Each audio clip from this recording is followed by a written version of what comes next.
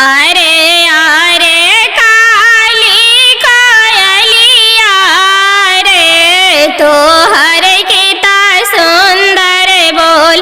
अरे अरे काली कोयलिया रे तोहर किता सुंदर बोल। आजू बिरिदा बनवा छोड़ दिहला रे जल बिरिदा बनवा छोड़ दिहला रे जल कवन बन।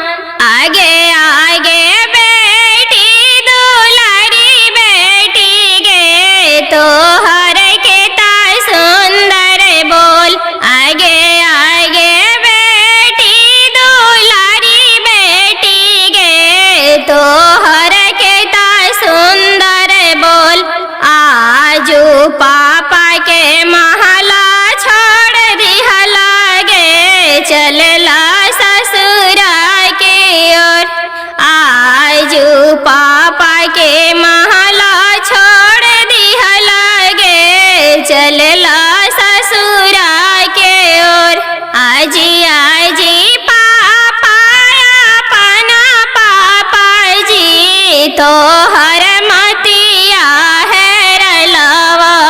आजी आजी पापा अपना पापा जी तोहर मतिया है रलवा।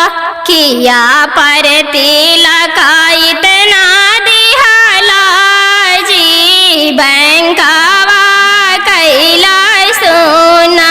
किया पर तिलक इतना दिहला जी बैंकवा कैला सोना। आगे आगे बेटी दुलारी बेटी गे तोहर कैसन गे नवा।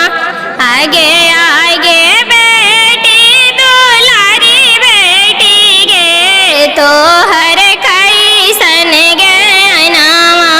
पहिला में राजा जी के बेटवा गे दूसरे पंडितवा। पहिला में राजा जी के बेटवा गे दूसरा पढ़ला पंडितवा। एही पर तिलक इतना दिहली गे बैंकवा कैली सोना। एही पर तिलक इतना